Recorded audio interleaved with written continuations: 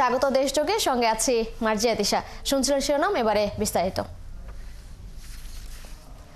খুলনা প্রকৌশল ও প্রযুক্তি বিশ্ববিদ্যালয়ের শিক্ষার্থীদের উপর হামলার ঘটনায় ব্যর্থতার দায় স্বীকার করে নিঃশর্ত ক্ষমা প্রার্থনা এবং উপাচার্য, উপ উপাচার্য ও ছাত্র বিষয়ক পরিচালকের পদত্যাগ সহ 5 দফা দাবি জানিয়েছেন শিক্ষার্থীরা।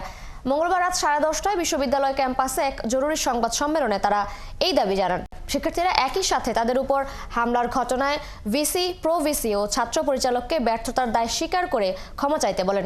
শিক্ষার্থীরা বলেন, বুধবার দুপুর 1টার মধ্যে দাবি পূরণ করতে হবে। দাবি পূরণ না করা পর্যন্ত সব ধরনের ক্লাস, পরীক্ষা এবং একাডেমিক কার্যক্রম বন্ধ থাকবে। কোনো ক্রমেই হল খালি করা যাবে না বলেও জানান তারা। এর আগে মঙ্গলবার সন্ধ্যা থেকে ভিসি প্রফেসর মোহাম্মদ মাসুমকে বিশ্ববিদ্যালয়ের মেডিকেল সেন্টারের একটি কক্ষে অবরুদ্ধ করে রাখে শিক্ষার্থীদের একটি অংশ। তারা বলেন, ভিসি পদত্যাগ করছেন এমন ঘোষণা না আসা পর্যন্ত তিনি অবরুদ্ধ থাকবেন।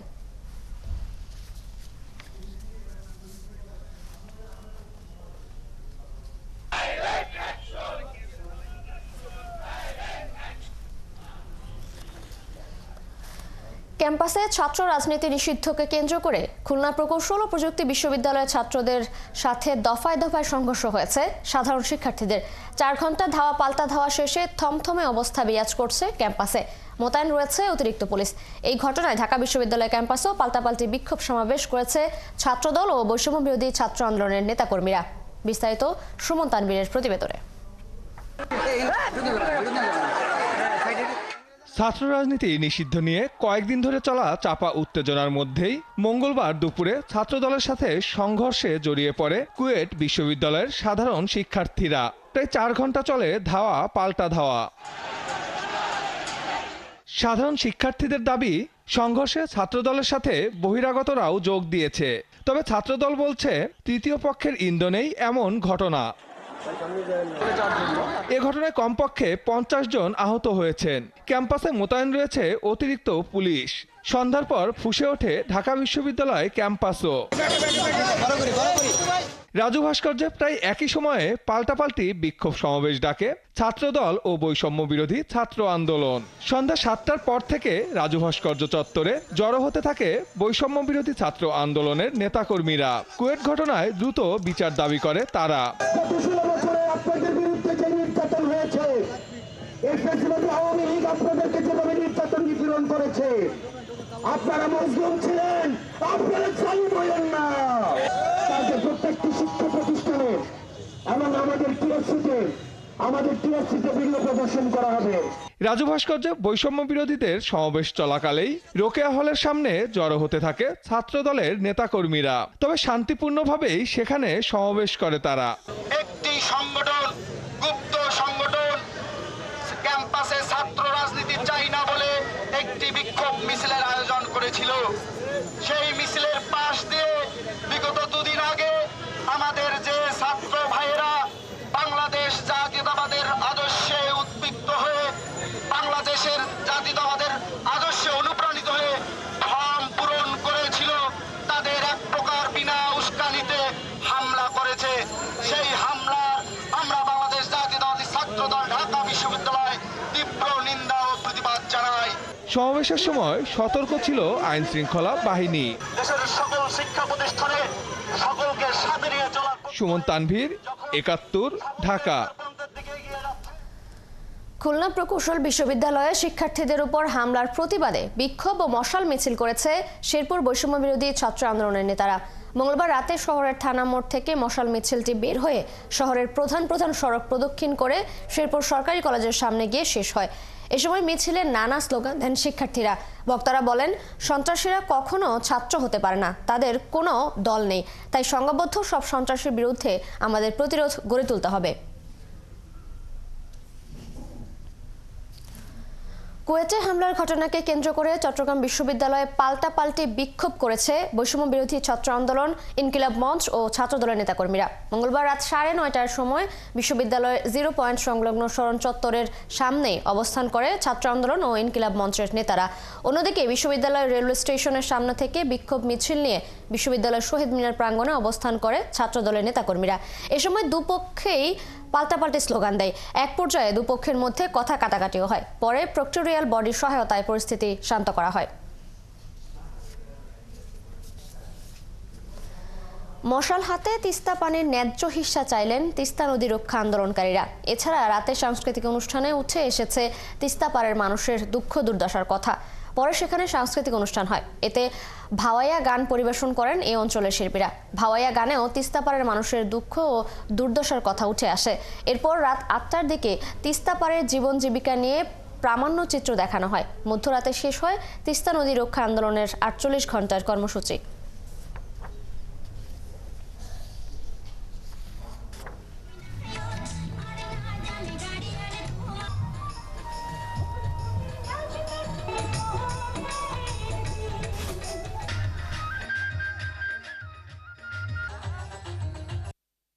আমার জমা জমি সব নদীর, আমরা এখন কামলা দিয়ে খাইতেছি। হ্যাঁ, আশা করি যখন আল্লাহ ভরসা করে বানটা যখন হয়ে যাবে। মনে করো বয়স আমার যে 60-এর কাছত যায়, এখনো নদী ভাঙে, এলাও এইবারে বাড়ি ভাঙছে। তাহলে এই কষ্টগুলো কাঁস হয়, জমি থাকিও নাই।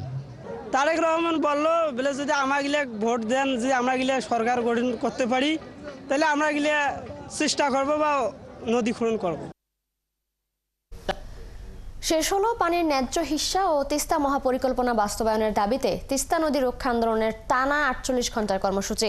নদী অববাহিকার হাজার হাজার মানুষ ছাড়াও এই কর্মসূচিতে সংহতি জানান বিএনপি সহ বিভিন্ন সামাজিক, সাংস্কৃতিক ও রাজনৈতিক সংগঠনের নেতাকর্মীরা। এ সময় মহাপরিকল্পনার পাশাপাশি পানি বন্টন চুক্তির দ্রুত সমাধান চান নদী পাড়ের মানুষ। দাবি বাস্তবায়ন না হলে আবারও আন্দোলনের নামার হুঁশিয়ারি দেন তারা। পুরোটা জানাচ্ছেন শাহবাজিদ আহমেদ। তিস্তার চরে টানা 48 ঘন্টায় অবস্থান নেয়া এসব মানুষের বসতি ছিল তিস্তার কোল ঘেঁষেই। প্রতি বছর ভাঙন আর আকস্মিক বন্যায় সর্বস্ব হারিয়ে এখন অনেকেই নিঃস্ব। তাই এবার তিস্তার পানির সুষ্ঠু বন্টনের দাবি আদায়ে এক প্রকার আটঘাট দিদি নামে তিস্তা পাড়ের 5 জেলার লাখো মানুষ। আমরা তিস্তা পাড়ের মানুষ, আমরা সব সময় অভাব অনটনে চলি, কিন্তু পানি যখন লাগে না তখন তারা পানি বেশি করে দিয়ে আমাদের ফসল নষ্ট করে দেয়, আবার যখন লাগে তখন তারা পানি দেয় না। এই ফ্যাসিবাদ সরকার ভারতের সঙ্গে আতাত করে আমাদের এই ন্যায্য হিস্সা থেকে বঞ্চিত করেছে। প্রতিবারে যখন ইলেকশন আসে বলে যে আমরা ন্যায্য হিস্সা দাবি আদায় করব, কিন্তু হাসিনা এই কথাটা কখনো বাস্তবায়ন করতে পারেনি। এবার আমরা মানে কার্যক্রম করার জন্য কর্মসূচি যে গ্রহণ করেছি, ইনশাল্লাহ হবে। 11টি পয়েন্টে এই কর্মসূচিতে বিভিন্ন শ্রেণী পেশার মানুষ ছাড়াও সংহতি জানান রাজনৈতিক, সাংস্কৃতিক ও সামাজিক সংগঠনের নেতারা। বলেন, অভিন্ন নদীর পানি প্রত্যাহার করে উত্তরাঞ্চল মরুকরণ করা হয়েছে। আন্তর্জাতিকভাবে আইন আছে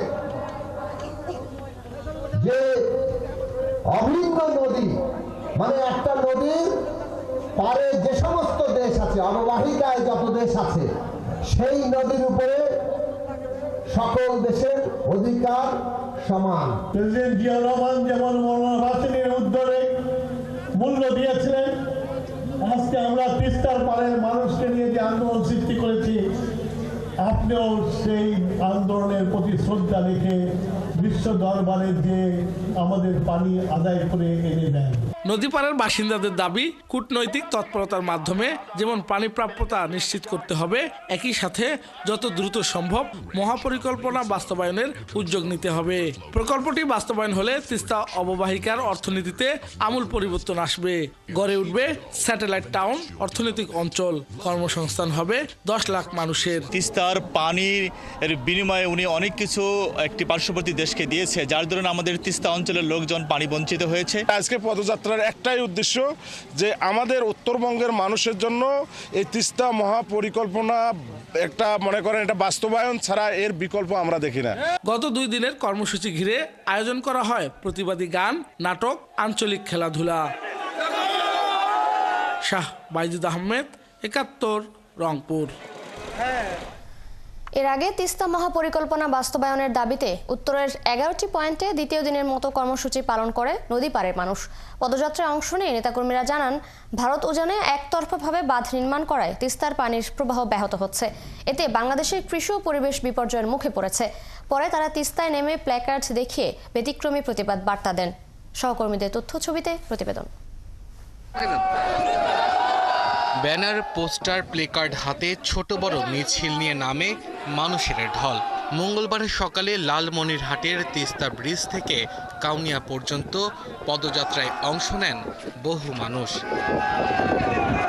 তিস্তা অব্যবস্থাপনায় ক্ষতিগ্রস্তরা বলেন, প্রতি বছর নদী অববাহিকায় 1 লাখ কোটি টাকার বেশি ক্ষতি হলেও তা নিরসনে এতদিন কার্যকর ব্যবস্থা নেওয়া হয়নি। তাই জুলাই বিপ্লবের পর নতুন করে স্বপ্ন দেখছে তিস্তা পাড়ের মানুষ। এই তিস্তা ঘেঁষা 5টি জেলার মানুষ, হাজার হাজার না লক্ষ লক্ষ মানুষ তারা নেমে এসেছে। তিস্তা খনন যতক্ষণ পর্যন্ত আমরা তিস্তার ন্যায্য হিস্সা পানি পাবো না, ততক্ষণ পর্যন্ত আমাদের এই আন্দোলন থাকবে। জাগো বাহে তিস্তা বাঁচাও স্লোগানে মুখর হয়ে ওঠে রংপুরের পদযাত্রা। এরপর মহিরপুর ব্রিজের কাছে তিস্তায় নামেন হাজারো মানুষ। তারা ব্যানার, ফেস্টুন, প্লেকার্ড হাতে ভারতকে দেন কঠোর হুঁশিয়ারি। তিস্তা নদী যাতে আগের মতন তরতাজা থাকে, সেটি আমাদের মূল দাবি। কুড়িগ্রাম উলিপুরের থেত্রাই পাকার মাথা পয়েন্টেও পদযাত্রা অনুষ্ঠিত হয়। এতে অংশ নেন পরিবেশবাদী সংগঠন, কৃষক, জলবায়ু কর্মীরা। তিস্তার পানি ন্যায্য হিস্সা আদায় ও তিস্তা মহাপরিকল্পনা বাস্তবায়নের দাবিতে নীলফামারীতেও গণপদযাত্রা অনুষ্ঠিত হয়। বিএনপির নেতাকর্মীদের পাশাপাশি নদীপাড়ের বাসিন্দারা এই কর্মসূচিতে অংশ নেন।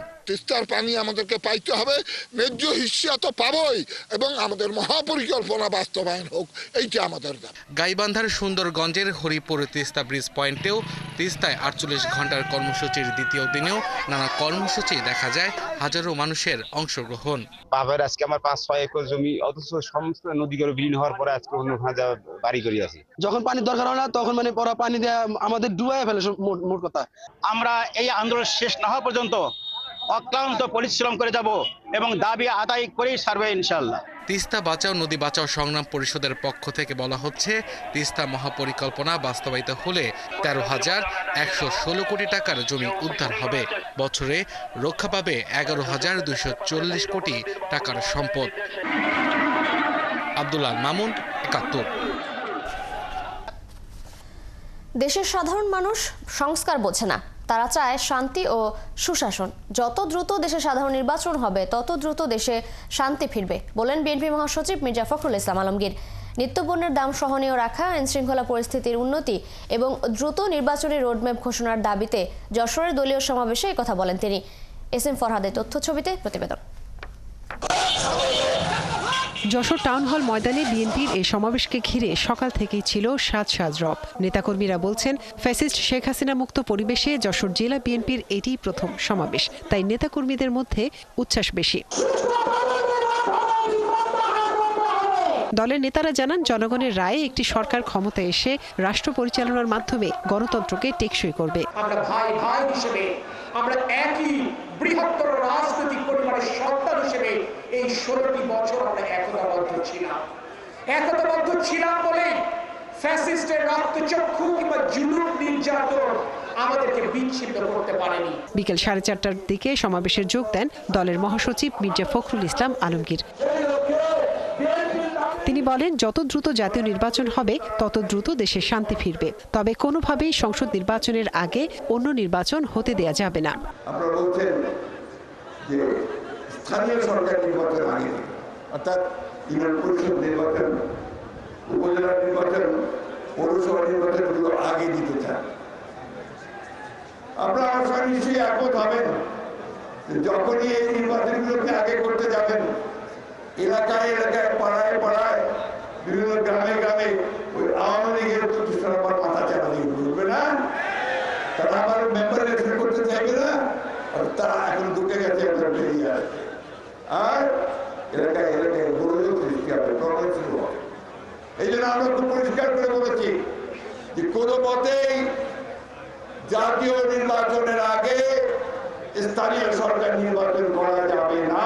উপদেষ্টা পরিষদ উদ্দেশ্য করে তিনি বলেন, কারো ক্ষমতার খায়েশ থাকলে পদ ছেড়ে নির্বাচন করতে হবে। দেশের মানুষ সংস্কার বোঝে না, তারা চায় শান্তি ও সুশাসন। অন্তর্বর্তীকালীন সরকারের প্রধান বলতে চাই, উপদেষ্টারা বলতে চাই, আপনাদের যদি কোনো খায়েশ থাকে, যারা সরকারে থাকতে চান, ক্ষমতায় থাকতে চান, দয়া করে পদত্যাগ করে যে দল করতেছেন সেই দল করেন, নির্বাচন করেন, জনগণের সামনে খুব পরিষ্কার রাখার কথা, এখানে তো লাট ঝাট নাই। সভায় বিএনপির জাতীয় নির্বাহী কমিটির খুলনা বিভাগীয় সাবেক দপ্তর সম্পাদক মফিকুল ইসলাম তৃপ্তি সহ কেন্দ্রীয় এবং জেলার নেতারা বক্তৃতা করেন। মনিরা কাজরি, ৭১। সংস্কারের নামে আর বিলম্ব না করে নির্বাচনী রোডম্যাপ দেওয়ার আহ্বান জানিয়েছেন বিএনপি চেয়ারপারসনের উপদেষ্টা জয়নুল আবদিন ফারুক। তিনি বলেন, দেরি হলে আবার সচিবালয়ে আগুন লাগতে পারে, আওয়ামী লীগেরা আবারও ষড়যন্ত্র করবে। মঙ্গলবার বিকেলে কুমিল্লা দক্ষিণ জেলায় আয়োজিত দ্রব্যমূল্যের ঊর্ধ্বগতি, আইন শৃঙ্খলার অবনতি ও দ্রুত সময়ের মধ্যে জাতীয় সংসদ নির্বাচনের দাবিতে জনসভায় প্রধান অতিথির বক্তব্যে তিনি এই মন্তব্য করেন। এ সময় বাজার সিন্ডিকেটের কঠোর সমালোচনা করেন জয়নুল আবদিন ফারুক। এছাড়াও বিএনপি ক্ষমতায় গেলে ১৬ বছরের আওয়ামী লীগের লুটের টাকা ফিরিয়ে আনা হবে বলেও প্রতিশ্রুতি দেন তিনি।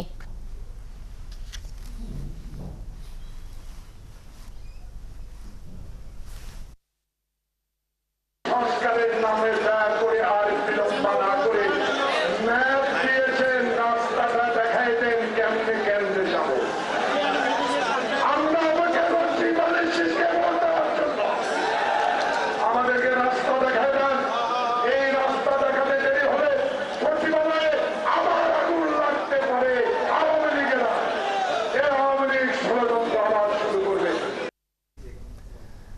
বর্তমান সরকারের দায়িত্ব শেখ হাসিনা ও তার দোসরদের বিচার করা, আর বিচারের বিষয়ে দেশের মানুষ কোনো ছাড় দেবে না বলে মন্তব্য করেছেন বিএনপির যুগ্ম মহাসচিব শহীদ উদ্দিন চৌধুরী অ্যানি। মঙ্গলবার বিকেলে শহরের পৌরসভা মাঠে অনুষ্ঠিত সমাবেশে প্রধান অতিথির বক্তব্যে তিনি এসব কথা বলেন। অ্যানি বলেন, বর্তমান সরকার বিচার না করতে পারলেও জনগণের সরকার হিসেবে নেতৃত্ব দেয়া বিএনপি তার বিচার করবে বলেও জানান তিনি।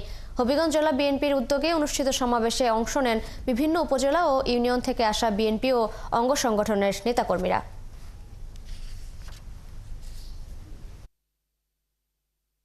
আমরা যারা নির্যাতিত, আমরা তো বারবার দাবি করতে পারি, এই সরকারের কাছে প্রত্যাশা বারবার করতেছি যে এদের বিচার করেন, হাসিনার বিচার করতে হবে, হাসিনার সাংবাদিকদের বিচার করতে হবে, তার দেশের বিচার করতে হবে, তার লুটপাটের বিচার করতে হবে।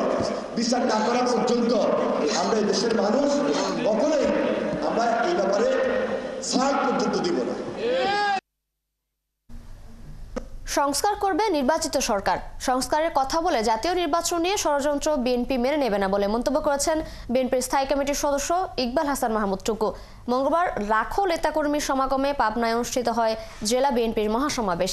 এ সময় প্রধান অতিথির বক্তব্যে টুকু বলেন, সংস্কার করবে নির্বাচিত সরকার, তার জন্য আইন পাশ করতে হবে, পার্লামেন্ট লাগবে।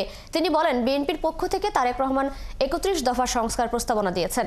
সংস্কারের কথা বলে নির্বাচনের সময় পেছানোর ষড়যন্ত্র মেনে নেবে না এদেশের মানুষ। এ সময় তিনি নেতাকর্মীদের ঐক্যবদ্ধ থাকার আহ্বান জানান।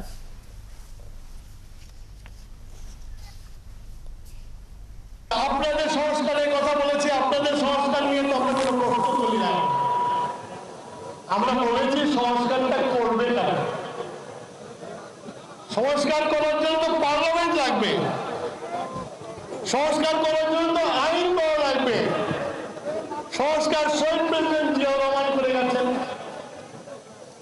উনি এনেছেন বাক্সার থেকে বহুদলীয় গণতন্ত্র দিয়ে গেছেন, যুদ্ধ করেছি। আজকে সেই ৭১কে বাদ দিয়ে তো কিছু করা যাবে না। দেশের ব্যাংকগুলোকে খালি করে টাকা লুটপাট করে নিয়ে গেছে আওয়ামী লীগের ফ্যাসিস্টরা, আর এই টাকা দিয়েই বিদেশে বাড়িঘর নির্মাণ করেছে, এমন মন্তব্য করেছেন বিএনপি চেয়ারপারসনের উপদেষ্টা অধ্যাপক মোহাম্মদ শাহজাহান মিত্রা। মঙ্গলবার বিকেলে চাঁপাইনবাবগঞ্জের শিবগঞ্জ উপজেলা বিএনপির আয়োজনে ইউনিয়ন কর্মী সম্মেলনে যোগ দিয়ে প্রধান অতিথির বক্তব্যে এই মন্তব্য করেন তিনি। শাহজাহান মিত্রা বলেন, ফ্যাসিস্ট সরকার দেশের সব শিক্ষা প্রতিষ্ঠান ও ধর্মীয় প্রতিষ্ঠানগুলোতেও লুটপাট ও দখল চালিয়েছেন। তবে বিএনপি নির্বাচিত হলে আর এই ধরনের ঘটনার পুনরাবৃত্তি হতে দেয়া হবে না।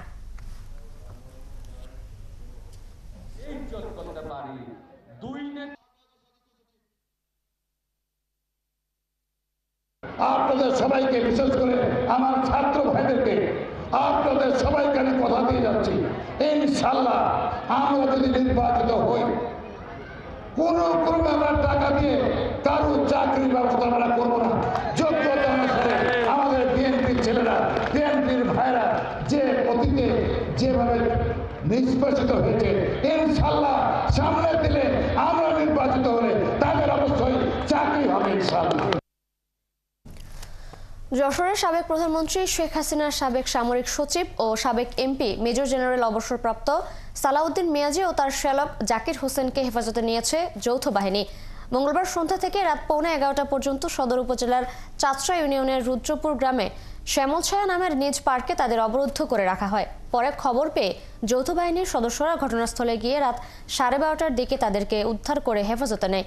সালাউদ্দিন মিয়াজি দ্বাদশ সংসদ নির্বাচনে আওয়ামী লীগের মনোনয়ন পেয়ে সংসদ সদস্য নির্বাচিত হন। পুলিশ জানিয়েছে, ঝিনাইদহ 3 আসনের সাবেক সংসদ সদস্য ও সাবেক প্রধানমন্ত্রী শেখ হাসিনার সাবেক সামরিক সচিব মেজর জেনারেল সালাউদ্দিন মিয়াজি ও তার শ্যালক দীর্ঘদিন তাদের মালিকানাধীন শ্যামলছায়া পার্কে অবস্থান করছিলেন। এই বিষয়ে আইনগত ব্যবস্থা প্রক্রিয়াধীন।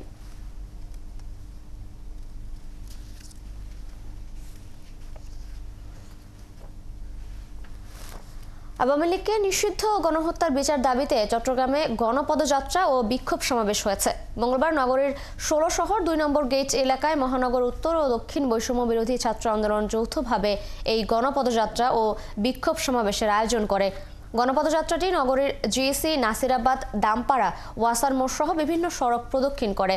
গণপদযাত্রায় বৈষম্য বিরোধী ছাত্র আন্দোলনের এতে সংগঠনটির কয়েকশো কর্মী অংশ নেয়। সমাবেশে বক্তারা দ্রুত আওয়ামী লীগ নিষিদ্ধের দাবি জানান। একই সাথে জুলাই-আগস্ট গণহত্যার জড়িতদের শাস্তির আওতায় আনার আলটিমেটাম দেন। চট্টগ্রামে কর্ণফুলী নদীর ড্রেজিং প্রকল্পের 93% কাজ শেষ হয়েছে। জুনের মধ্যে বাকি কাজ শেষ হবে বলে জানিয়েছে চট্টগ্রাম বন্দর কর্তৃপক্ষ। আশা করা হচ্ছে এতে আগামী বর্ষায় নগরীর পানি নিষ্কাশন দ্রুত হবে, কমবে জলাবদ্ধতার ভোগান্তি। তবে বন্দর কর্তৃপক্ষ বলছে, পলিথিন সহ নানা অপচনশীল বর্জ্যের কারণে নদীতে ড্রেজিং কার্যক্রম কষ্টসাধ্য হচ্ছে। বাবুন পালের ক্যামেরায় চট্টগ্রাম থেকে প্রণবেশ চক্রবর্তীর প্রতিবেদন। বর্ষায় বন্দরনগরী চট্টগ্রামের বেশিরভাগ নিচু এলাকায় জলাবদ্ধতা প্রতিদিনের চিত্র। প্রায় 10,000 কোটি টাকার প্রকল্পের কাজ চললেও প্রতি বছর বর্ষায় ডুবে থাকে নগরবাসী।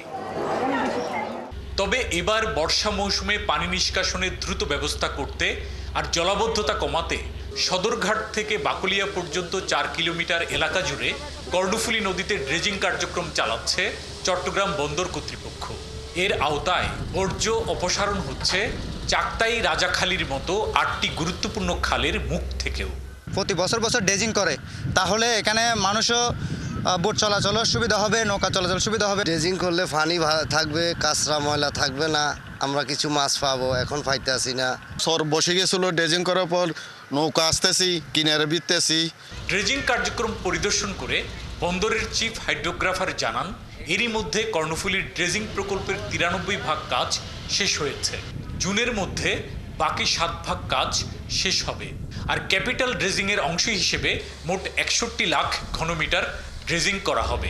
7 মিটার পুরো একটা পলিথিন স্তর ছিল কর্ণফুলীর এই অংশে, সেটা কিন্তু রিমুভ করেছি আমরা। রিমুভ করে এখন আমরা ধরে রাখার কাজটা করছি মেনটেন্যান্সের অংশ হিসাবে। আমরা আশা করব যে আমাদের পাশাপাশি নগরবাসীও এটাতে এগিয়ে আসবে। এখন পর্যন্ত 55 লাখ ঘনমিটার ড্রেজিং করে কর্ণফুলীর গভীরতা বেড়েছে 4 মিটার। এতে বর্ষা মৌসুমে শহর থেকে পানি নিষ্কাশন দ্রুত হবে বলছেন সংশ্লিষ্টরা। তবে পলিথিন সহ নানান অপচনশীল বর্জ্য প্রতিনিয়ত কর্ণফুলীকে ভরাট করায় ড্রেজিং কার্যক্রম কষ্টসাধ্য হচ্ছে। প্লাস্টিক এবং পলিথিন রিমুভ করার পরে এবং ড্রেজিং করতে এখন আর কোনো সমস্যা হচ্ছে না, এবং সেই অনুযায়ী আমরা কর্ণফুলী নদীতে 4 মিটার পর্যন্ত আমরা গভীরতা নিশ্চিত করেছি। এখন কর্ণফুলী নদীতে লাইটার জাহাজগুলো খুব সুশৃঙ্খলভাবে চলাফেরা করতে পারতেছে। কর্ণফুলী নদীর ড্রেজিংয়ে ব্যয় হচ্ছে 295 কোটি টাকা, আর এই প্রকল্প চলবে 2025 সাল পর্যন্ত।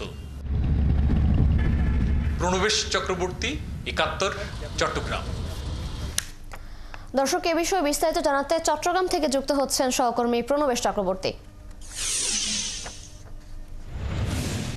প্রণবেশ, কর্ণফুলী নদীর ড্রেজিং প্রকল্পের বাকি কাজ নিয়ে কি বলছেন সংশ্লিষ্টরা? কবে নাগাদ এই কাজ শেষ হতে পারে? চট্টগ্রাম বন্দর পরিচালনা করছে, এটির 93% কার্যক্রম এরই মধ্যে শেষ হয়েছে। বাকি আছে 7%। এই 7% কাজ জুনের মধ্যেই শেষ হবে বলে চট্টগ্রাম বন্দর কর্তৃপক্ষ এবং তাদের যে সংশ্লিষ্ট ডিপার্টমেন্ট রয়েছে, হাইড্রোলজি ডিপার্টমেন্ট, তারা আমাদেরকে নিশ্চিত করেছেন। এবং জুনের মধ্যে শেষ করার কারণ হচ্ছে এরপরেই কিন্তু বর্ষা চলে আসবে, আর বর্ষা মানেই চট্টগ্রামবাসীর জন্য ভোগান্তি এবং জলবদ্ধতার দুর্ভোগ। তো সেই দুর্ভোগ থেকে মুক্ত করার জন্য সরকারেরও নির্দেশনা রয়েছে যে কর্ণফুলীতে যেসব খালগুলো প্রধান খালগুলো পড়েছে, বিশেষ করে চাকতাই খাল, রাজাখালী খাল, সেই খালগুলোর দ্রুত ড্রেজিং কার্যক্রম শেষ করা মুখ্যে, যাতে নগরের পানিগুলো এই খালগুলো দিয়ে দ্রুত কর্ণফুলীতে নিষ্কাশিত হতে পারে। আমরা দেখেছি এর আগেও এই বড় বড় খালগুলোর মুখগুলো বন্ধ হয়ে যাওয়ায় প্রতিদিন শহর থেকে যে পরিমাণ বর্জ্য এখানে কর্ণফুলীতে পড়ে, প্রায় 2000 মেট্রিক টন বর্জ্য, অপচনশীল পলিথিন সহ নানান রকমের বর্জ্য কর্ণফুলীতে গিয়ে পড়ছে এবং সেগুলো এই বড় বড় খালগুলোর মুখগুলোকে বন্ধ করে দিচ্ছে, ফলে এখানে পানি নিষ্কাশন হচ্ছে না। তো বন্দর কর্তৃপক্ষের পক্ষ থেকে খালগুলোর মুখগুলোকে পরিষ্কার করে দেওয়া হচ্ছে ড্রেজিং কার্যক্রমের মাধ্যমে। 295 কোটি টাকা ব্যয়ে এই ড্রেজিং কার্যক্রম, এটি মূলত কর্ণফুলীর যে ক্যাপিটাল ড্রেজিং কার্যক্রম রয়েছে, যেটা 2018 সালে শুরু হয়েছিল। 2022 সালে মূল ড্রেজিং কার্যক্রম শেষ হয়েছে, তবে তার সার্ভিস যে ড্রেজিং কার্যক্রম এই প্রকল্পের অংশ হিসেবে সেটি চলমান রয়েছে। 2025 সাল পর্যন্ত এই কার্যক্রম চলবে, ফলে এই বছরের পুরোটাই এই ড্রেজিং কার্যক্রমের আওতাভুক্ত থাকবে। আর জুনের মধ্যেই যে 7% কাজ বাকি রয়েছে সেটি সমাপ্ত হবে বলে চট্টগ্রাম বন্দর কর্তৃপক্ষ আমাদেরকে জানিয়েছেন। তো এটি ছিল চট্টগ্রাম কর্ণফুলীর যে ড্রেজিং কার্যক্রম চলছে সেটি সর্বশেষ তথ্য। আপনাকে দর্শক, কর্ণফুলী নদী ড্রেজিং প্রকল্পের সর্বশেষ জানাচ্ছিলেন আমাদের সহকর্মী প্রণবেশ চক্রবর্তী। চলে যাচ্ছি পর সংবাদে। কন্টেইনারবাহী লরি, ট্রেলার ও পণ্যবাহী পরিবহনের বন্দরে আসা যাওয়ার সময় কমিয়ে আনতে টার্মিনাল অপারেটিং সিস্টেমের আওতায় আধুনিক অনলাইন পদ্ধতির গেট পাস কার্যক্রম শুরু করেছে চট্টগ্রাম বন্দর কর্তৃপক্ষ। মঙ্গলবার এই কার্যক্রম উদ্বোধন করেন বন্দর চেয়ারম্যান। পেপারলেস গেট পাস চালু হয় বন্দরের সক্ষমতা বাড়ার পাশাপাশি বাঁচবে পণ্য পরিবহনের সময়, কমবে বন্দর এলাকার যানজট। জহিরুল ইসলামের ক্যামেরায় চট্টগ্রাম থেকে প্রণবেশ চক্রবর্তীর আরও একটি প্রতিবেদন। চট্টগ্রাম বন্দরের গেটগুলো দিয়ে প্রবেশ ও বের হতে পাস তৈরি, কাগজপত্র দেখা, অর্থ পরিশোধ ইত্যাদি কাজে প্রতিটি পণ্যবাহী যানবাহনের সময় ব্যয় হতো 15 থেকে 20 মিনিট। চট্টগ্রাম বন্দরের টার্মিনাল অপারেটিং সিস্টেমের আওতায় অনলাইন গেট পাস চালু হওয়ায় এখন সেখানে মুহূর্তেই স্ক্যান করে কাজ শেষ হচ্ছে মোবাইলে। মঙ্গলবার অত্যাধুনিক বন্দর অনলাইন গেট পাস কার্যক্রম উদ্বোধন করেন বন্দর chairman SM Moniruzzaman. Online gate পাসের ফলে বন্দরের সক্ষমতা বাড়বে জানান বন্দর চেয়ারম্যান। বন্দরে যেমন আপনার গতিশীল হবে, এফিসিয়েন্সি বাড়বে, জাহাজের যে টার্ন অ্যারাউন্ড টাইম এটা কমে যাবে, কার্গো হ্যান্ডলিং ফাস্ট হবে, তারপর আপনার আমাদের কন্টেনার এবং কার্গো এটা ডেলিভারির যে ডুয়েল টাইম যেটা এটা আরও কমে যাবে। বন্দর গেটে ট্রাক, লরি ঘন্টার পর ঘন্টা আটকে থাকতো, এখন সময় বাঁচবে, ভোগান্তি কমবে বলছেন বন্দর ব্যবহারকারীরা। একই সাথে পণ্য ডেলিভারি ও আমদানি রপ্তানি কন্টেনার পরিবহন সহজ হওয়ায় ভোক্তারাও লাভবান হবেন বলছেন বন্দর কর্মকর্তারা। গাড়ির জন্য একজন লাগে, ডেলিভারির জন্য একজন লাগে, আবার ধরেন আমার ওই যে পেপার রেডি করার জন্য আরেকজন লাগে। এখন আমার এই স্বল্পতা কমে আসবে। পরবর্তী স্টেপগুলো আমার এতে আস্তে আস্তে হইলে আশা করি এটা আমাদের জন্য অনেক সুফল বয়ে আনবে। আগে যেভাবে একটা ট্রাক কিংবা একটা লরি গেট পাস নিতে আসলে গেটে ওনার 10-15 মিনিট দেরি হতো, একটা কিউতে দাঁড়াতে হতো, ম্যানুয়ালি গেট পাস নিতে হতো, এখন সেই ঝামেলা আর থাকছে না। কোনো টেকনিক্যাল বিপর্যয়ের কারণে যাতে এই কার্যক্রমে বাধার সৃষ্টি না হয় তার জন্য ব্যাকআপ আধুনিক এই সিস্টেমে আছে জানান প্রকল্প সংশ্লিষ্টরা। অ্যাকচুয়ালি আমাদের ব্যাকআপ আছে, 4টা রিডান্ডেন্ট আছে এখানে।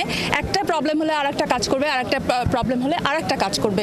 সো এই ধরনের গ্লিচ হওয়ার কোনো সম্ভাবনা নাই।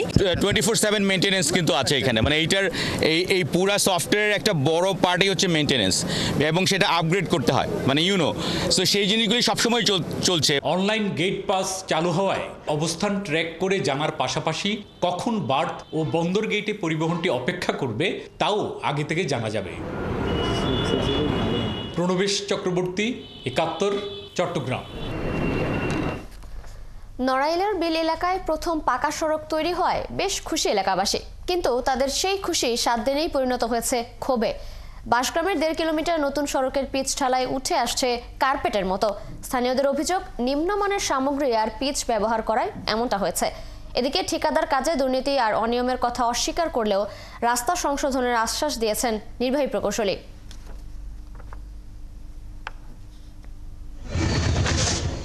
সড়কে ঢালাই দেওয়া পিচ উঠে আসছে কার্পেটের মতোই, বেরিয়ে আসছে হলুদ রঙের ইট।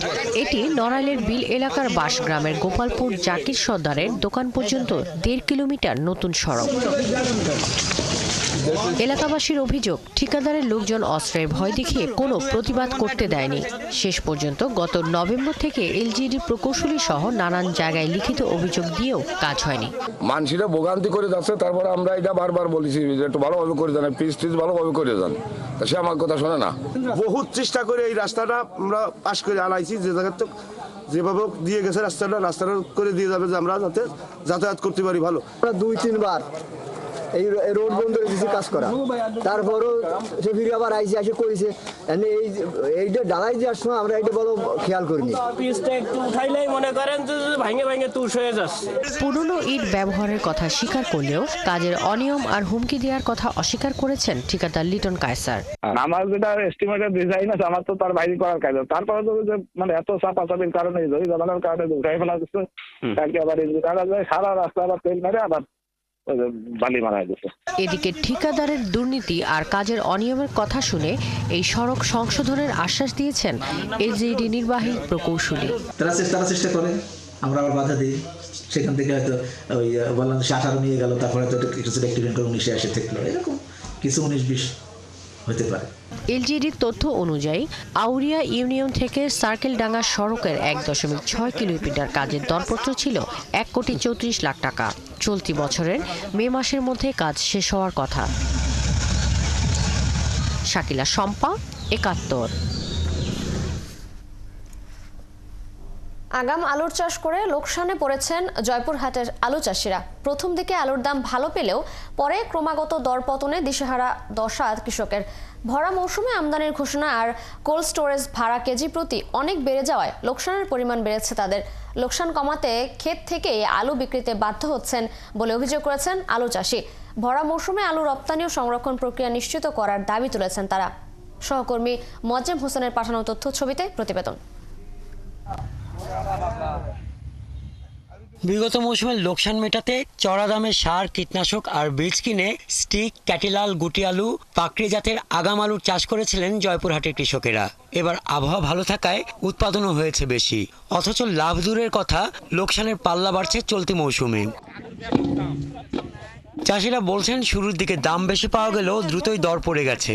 কোল্ড স্টোরেজের ভাড়া কেজি প্রতি বেড়েছে হঠাৎ করেই 4 টাকা।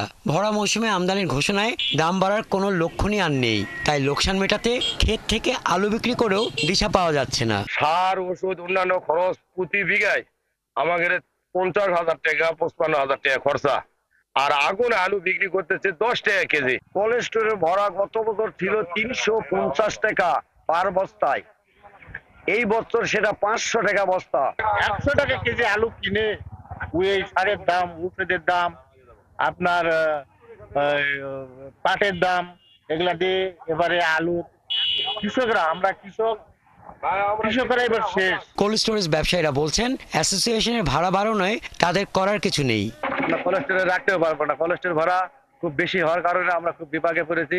আর আলু আমরা বাড়ির সংরক্ষণ করাও যায় না, কাঁচা জিনিস। এইবার কাঁচা আলু রপ্তানির জন্য যদি সরকার কোনো উদ্যোগ নেয় তাহলে কৃষক তার লোকসানের অধিকাংশ কাটিয়ে উঠতে পারবে। বিভিন্ন জিনিসের দাম বৃদ্ধির পাশাপাশি আর কৃষকের বিষয়গুলো আমরা বিবেচনা করতেছি যে আসলে এটাকে কিভাবে সহনশীল করা যায়। কৃষকদের ক্ষতি কমাতে আলু রপ্তানির বিষয়ে মন্ত্রণালয়ে প্রস্তাব পাঠানোর কথা জানান জেলা কৃষি বিপণন কর্মকর্তা। যে জেলায় আলুর চাহিদা রয়েছে সেই জেলায় আমরা কৃষকের সাথে বাজার লিঙ্কেজ করে দেওয়ার চেষ্টা করছি।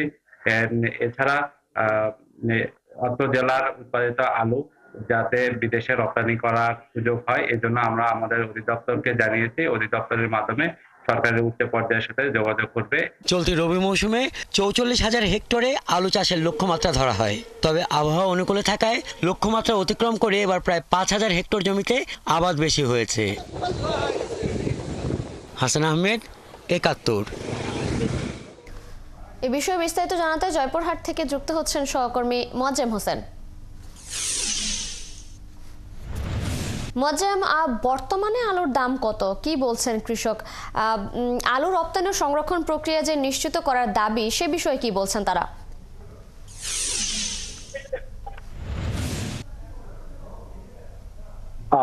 ধন্যবাদ আপনাকে।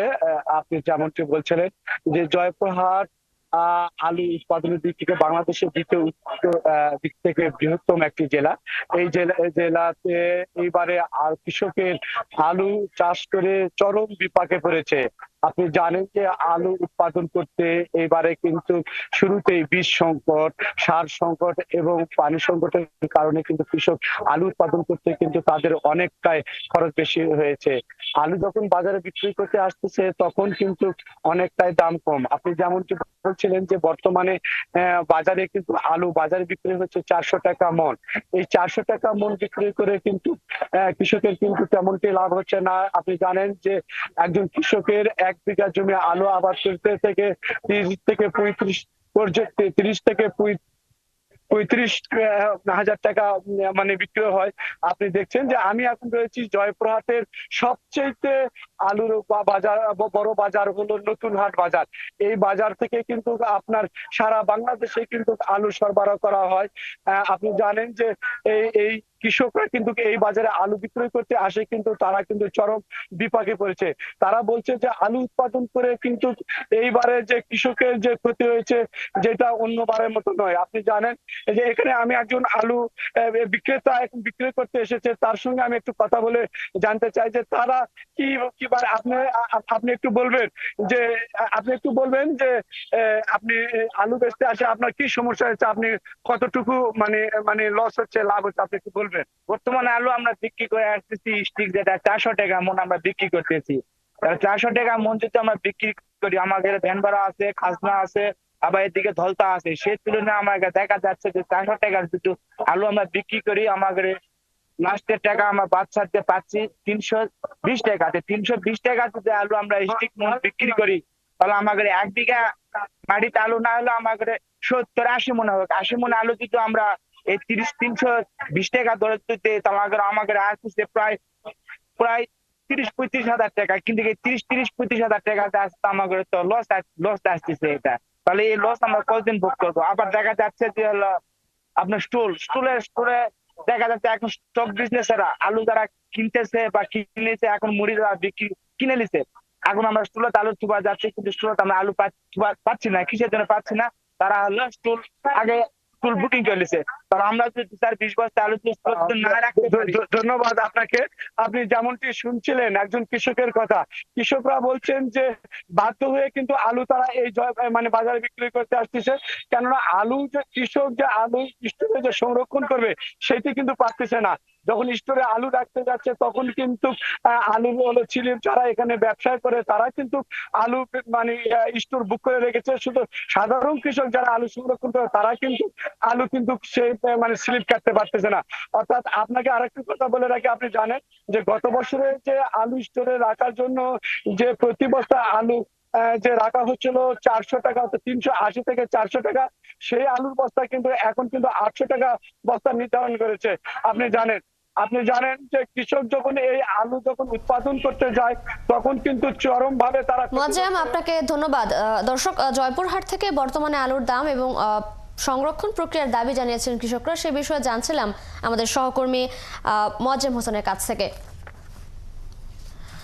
দর্শক, কিছুক্ষণ আগে যেমনটি বলছিলাম, নড়াইলে বিল এলাকায় প্রথম পাকা সড়ক তৈরি হওয়ার বেশ খুশি এলাকাবাসী, কিন্তু কিছুদিনের মধ্যেই সড়কের পিচ ঢালাই উঠে আসছে কার্পেটের মতো। এই বিষয়ে আরো জানাতে নড়াইল থেকে যুক্ত হচ্ছেন সহকর্মী আজিজুল ইসলাম। আজিজুল, সড়কে এমন দুর্নীতি নিয়ে কি বলছেন সংশ্লিষ্টরা? এ নিয়ে এলাকার মানুষই বা কি বলছেন? আপনাকে জানিয়ে রাখি যে স্বাধীনতার পর থেকে এই সড়কটাকে পাকা করার জন্য এলাকাবাসী অনেকের প্রচেষ্টার পরেই কিন্তু তাদের আজকে এই রাস্তা পাকা হয়েছে। কারণ এই অঞ্চলটা মূলত বিল অঞ্চল এবং এখানে বর্ষাকালে এখানে কাদা মুক্ত থাকার কারণে মানুষ জনসাধারণ চলাচল করতে না পারার কারণে তারা বিভিন্ন অধিদপ্তর এবং অধিদপ্তর যে তাদেরকে এই রাস্তা পাকা করার জন্য করছে এবং যার ফলে আজকে এই রাস্তাটা পাকা হয়েছে। এখানে আমার সঙ্গে এই মুহূর্তে রয়েছে এলাকাবাসী এবং তারা আমার সঙ্গে যুক্ত হয়েছেন। তারা আসলে এই যে আমার সঙ্গে এই রাস্তার যে এলাকাবাসী আছেন তার সঙ্গে একদম কথা বলছে, তিনি জানাবেন যে আসলে এই রাস্তাটা তাদের যে আশা পূরণ করছে কিনা বা এই রাস্তাটা কিভাবে হয়েছে বা অনিয়ম হয়েছে কিনা তিনি আমাদেরকে জানাচ্ছেন। আসসালামু আলাইকুম। আমরা এলাকাবাসী সবাই মিলে এমপির কাছে গেছি, ডিসির কাছে গেছি, এলজিডিতে গেছি, মানববন্ধন করছি, করে সর্বশেষ এই রাস্তাটুকু হয়েছে। কিন্তু এইটা ঠিকাদার লিটন কালচার আইসে যে রাস্তা করেছে, আপনারা দেখেন, দেখেন অবস্থা, এটা দেখেন গুলো হয়ে যাচ্ছে শস্য দানের মতো। এতে কোনো পিচ নাই, এতে কোনো তেল কিছুই নাই, পড়ে যাচ্ছে গুলো হয়ে, কোনো কেমিক্যাল নাই। অথচ এই যে রাস্তাগুলো ফাঁকি দিয়ে গেছে, এরকম রাস্তা আমাদের প্রয়োজন নাই। আমাদের দীর্ঘদিনের প্রত্যাশা সব বিফল হয়ে গেছে, আমাদের এগুলোর প্রয়োজন নাই। ধন্যবাদ সবাইকে। আপনি শুনলেন যে আসলে এই মুহূর্তে এই রাস্তাটা আসলে স্বাধীনতার পর এই এলাকাবাসীর একমাত্র আশা ছিল যে এখানে একটা ভালো রাস্তা হবে এবং পাকা রাস্তা হবে এবং নয় সদরের সঙ্গে তাদের যোগাযোগ ব্যবস্থা উন্নত হবে। কিন্তু এখানে এলাকাবাসী যেভাবে যে আশা করছিলেন যে এখানে যে রাস্তাটা হয়েছে, তাদের দাবি যে এখানে যে নিম্নমানের সামগ্রী ব্যবহার করা হয়েছে, এখানে পুরাতন ইট ব্যবহার করা হয়েছে, এখানে যে সিলকোট কার্পেটিং করা হয়েছে সেখানে নাকি এখনো তারা হাত দিলে উঠে যাচ্ছে বলে অভিযোগ করছেন এবং যেটা এখনো লক্ষ্য করা যাচ্ছে। এবং আজিজুল, ধন্যবাদ আপনাকে। আপনি সঙ্গেই থাকুন, পরবর্তী সংবাদ সংযোগে আমরা আবারও যুক্ত হব আপনার সাথে। মুন্সিগঞ্জের কোলা ইউনিয়নে নিহত ছাত্র রোমানের পরিবারকে আর্থিক সহায়তা দিয়েছেন বিএনপি জাতীয় নির্বাহী কমিটির স্বেচ্ছাসেবক বিষয়ক সম্পাদক মীর শরাফত আলী সপু। মঙ্গলবার দুপুরে কোলা ইউনিয়নে নিহত রোমানের বাবার হাতে 1 লাখ টাকা সহায়তা তুলে দেন তিনি আরও জানান, 31 দফার মধ্যেই মানুষের পাশে থাকার কথা রাষ্ট্রীয়ভাবে উত্থাপন করা হয়েছে। ভবিষ্যতে তারা এই পরিবারের পাশে থাকবে বলেও জানান তিনি। গত 13 ফেব্রুয়ারি নিখোঁজের 23 দিন পর শ্রীনগরের ছয়গাঁও এলাকার স্কুল ছাত্র রোমানের মৃতদেহ উদ্ধার করেছিল পুলিশ।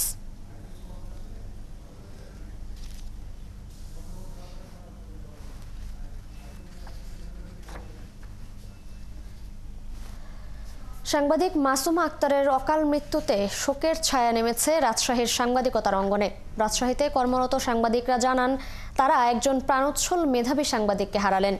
মেহেদী হাসানের ছবিতে রাশিদুল হক রুশুর প্রতিবেদন। এখন টেলিভিশনের রাজশাহী অফিসে রিপোর্টার হিসেবে যুক্ত হন মাসুমা আক্তার। এখনও তার ডেস্কে কম্পিউটার, বুম, কাজের সরঞ্জাম পরিপাটি সাজানো। পছন্দের ফুলগুলোও এখনও সতেজ। শুধু নেই কর্মচঞ্চল মেয়েটি। 14 ফেব্রুয়ারি কুমিল্লায় মর্মান্তিক সড়ক দুর্ঘটনায় আহত হলে মাসুমাকে নেওয়া হয় ঢাকা মেডিকেলে।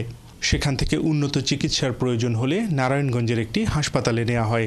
সেখানে নিবিড় পর্যবেক্ষণ কেন্দ্রে চিকিৎসাধীন অবস্থায় মঙ্গলবার ভোরে না ফেরার দেশে চলে যান মাসুমা। আমরা একটা ফুলের স্টোরি করলাম, তা আমাকে বলছিল যে ভাই মনে হচ্ছে যে ফুলের বাগানে থেকে যায়। শাশুড়ি আর ননদ কুমিল্লায় থাকে, সৈকত বলছে ওর হাজব্যান্ড, তো হচ্ছে আমরা যাব। মানে ওর সাথে যে এটা শেষ কথা হবে, এটা আসলে খুব কষ্টের।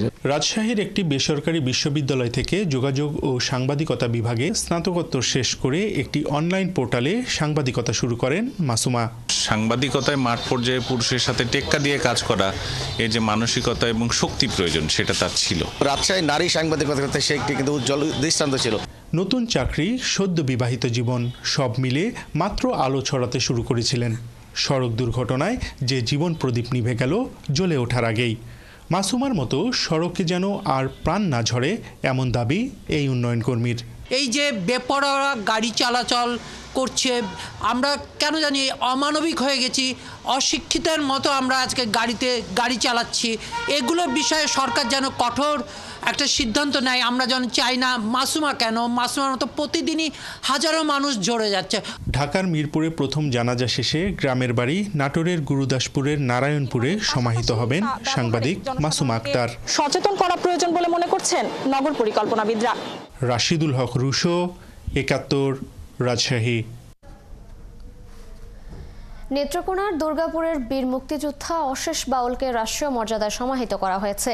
মঙ্গলবার পৌর শহরের উত্তরাইল এলাকার নিজ বাড়িতে উপজেলা নির্বাহী কর্মকর্তা নাভিদ রেজওয়ানুল কবিরের নেতৃত্বে পুলিশের একটি চৌকস দল এই বীর মুক্তিযোদ্ধার প্রতি রাষ্ট্রীয় সম্মান প্রদর্শন করে। পরে খ্রিস্টীয় রীতি অনুসারে স্থানীয় সমাধিস্থলে তাকে সমাহিত করা হয়। সোমবার রাত 1:30টার দিকে নিজ বাড়িতে অসুস্থজনিত কারণে মৃত্যুবরণ করেন তিনি। মৃত্যুকালে তিনি স্ত্রী, 2 ছেলে ও 2 মেয়ে সহ অসংখ্য গুণগ্রাহী রেখে যান।